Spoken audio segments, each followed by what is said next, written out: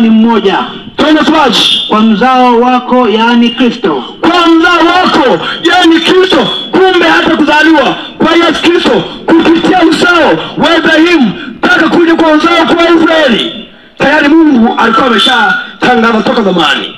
Kupitia wewe jamaa zote za ulimwengu watabarikiwa, kwa maana Yesu Kristo ndiye mbariki wa dunia yote. Ukiangalia sasa, ukitembea na mtiririko vizuri kabisa, na ndio maana dini nyingi tunaamini kwamba moja ya wazee wetu ambao waliokuwa na imani alikuwemo na Ibrahimu. Na ndio maana wakati ambao tunaita kwamba Ibrahimu alikuwa ni baba wa imani, na huyu ndiye aliyekuja kuendeleza uzao mpaka tukapata taifa la Israeli pamoja na watu wanaoitwa Wayahudi ambao tajwa kwenye kitabu cha Warumi 11 mstari 25 mpaka 26.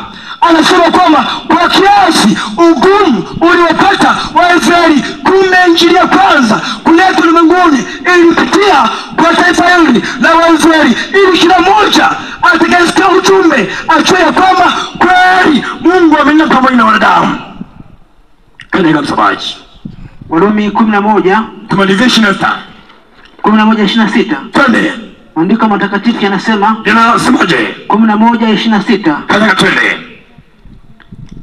Soma twende. Biblia inasema, twende. Hivyo Israeli wote wataokoka. Na Mungu akasema kama ni basi tangu zamani Mungu amekuwa kinena na taifa, basi Israeli wote wataokoka. Haleluya.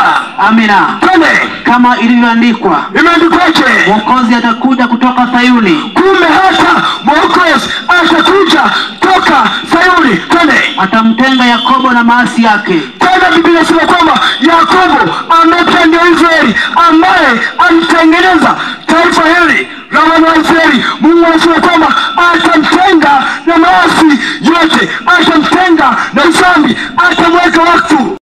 Hilo agano langu nao. Tena kumbe hili lilikuwa ni agano lake pamoja na taifa. Kumbe taifa ambalo lilifanya maagano na Mungu lilikuwa ni taifa la Israeli. Na ndio maana hata kama kuna mkufunzi yote ambaye amesoma Biblia vizuri, lazima atakubaliana kile ambacho anachokiongea. Hakuna kabila lote ambalo lilipewa injili ya Bwana isipokuwa taifa la kwanza ni taifa la Israeli.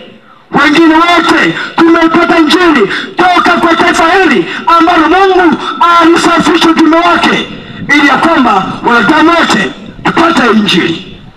Yawezekana bado hujanielewa. Hebu sisi tutanielewa.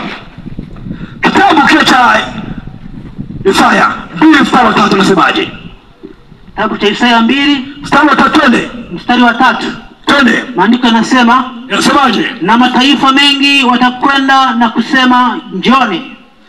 Tena na mataifa mengi watakwenda na kusema njoni. Twende. Twende juu mlima kwa Bwana. Twende juu mlima kwa Bwana. Twende. Nyumba kwa Mungu wa Yakobo. Kumbe twende juu